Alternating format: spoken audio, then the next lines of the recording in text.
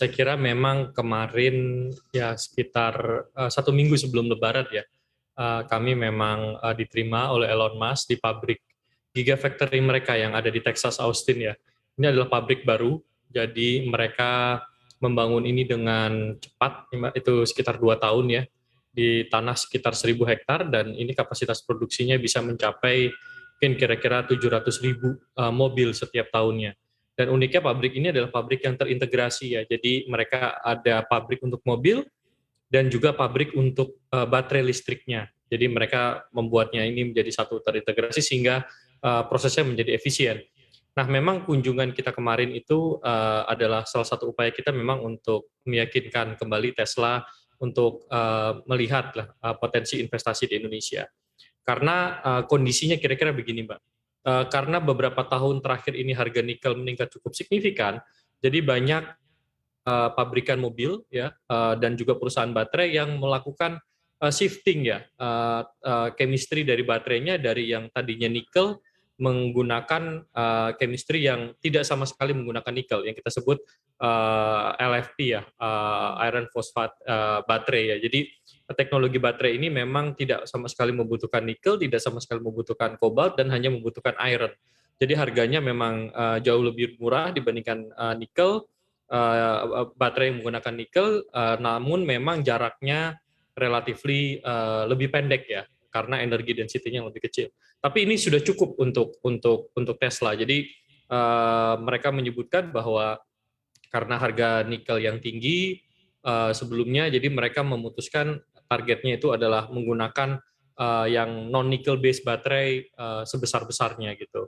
Nah, ini tentu saja tidak baik ya untuk posisi kita Indonesia ya sebagai negara produsen nikel yang terbesar di dunia, memiliki cadangan nikel terbesar di dunia, jika memang banyak dari pabrikan-pabrikan ini yang kemudian menggunakan baterai yang tidak menggunakan nikel sama sekali. Jadi memang kita memberikan paparan ke Elon, ini adalah Ya, potensi ya. nikel di Indonesia, ini teknologi yang kita kembangkan, dan kita yakinkan dia bahwa Tesla akan mendapatkan suplai nikel yang cukup dari Indonesia Hmm. sesuai dengan kebutuhan yang mereka inginkan itu. Dan kita juga pasti akan memastikan aspek lingkungan ya, ESG ya, Mhm. environmental, social, and governance-nya juga sesuai dengan standar yang Tesla inginkan. Karena memang di dunia dikenal Tesla memiliki standar yang sangat tinggi ya terkait dengan Oke, suplai bahan baku material untuk baik. mobil ataupun baterai mereka.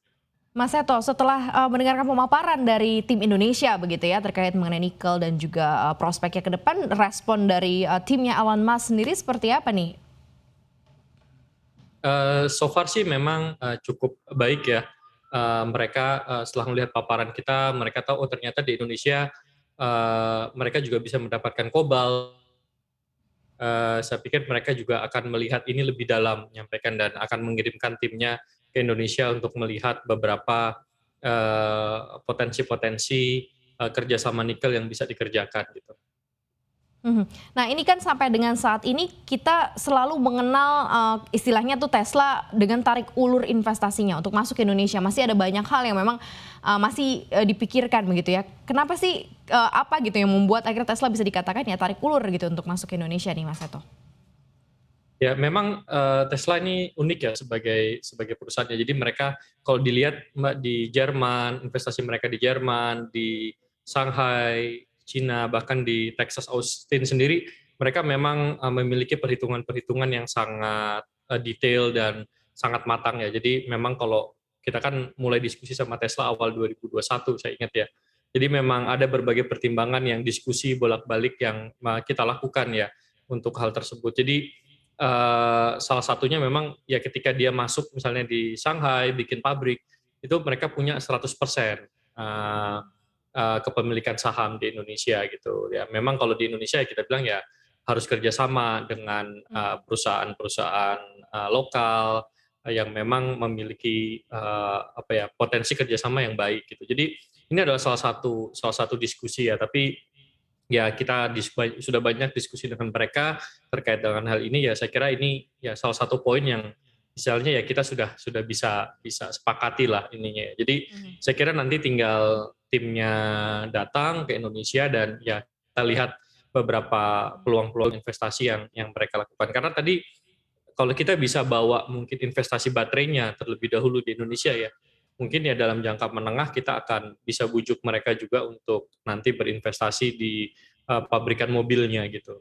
Karena saya Oke. kira kalau kita lihat data penjualan Tesla terakhir, Mbak, yaitu tahun 2021 mereka menjual sekitar 900.000 mobil listrik, Mhm, itu mhm. market share-nya kira-kira 23% dari seluruh penjualan mobil listrik di dunia.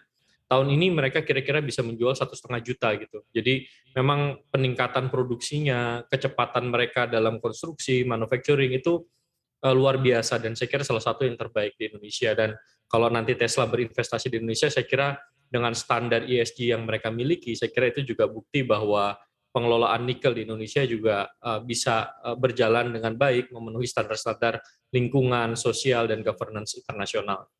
Nah, nanti kan akan ada kunjungan balasan nih dari tim Tesla ke Indonesia ya. Ini dipastikan kapan begitu akan datang Indonesianya, Mas Seto, dan timeline-nya nanti akan apa aja begitu yang mungkin bisa dibicarakan lebih lanjut nih tim Tesla dari Indonesia di Indonesia nantinya, Mas Seto? Ya, nanti kan tentunya kita perlu bicara mengenai bagaimana pola kerjasamanya, apa yang mereka ingin targetkan di Indonesia, dan ini kan investasinya bukan bukan investasi yang sifatnya besar ya, jadi kan mungkin lebih besar gitu. Jadi ya saya kira ini juga sama dengan perusahaan-perusahaan lain, mereka tentunya akan melakukan evaluasi dan mempelajari lebih detail ya proposal-proposal yang investasi yang kita sampaikan gitu. Jadi saya kira ini masih berproses, tapi berdasarkan feedback, diskusi yang terakhir segala macam, ya sudah mulai mengerucut lah Mbak. Kira-kira apa keinginannya mereka, apa keinginannya kita, itu sudah mulai mengerucut. Intinya kalau dari pemerintah tentunya kita menyampaikan bahwa investasi ini harus win-win gitu, jadi sama-sama menguntungkan buat kedua belah pihak. Itu adalah bottom line-nya buat kita gitu.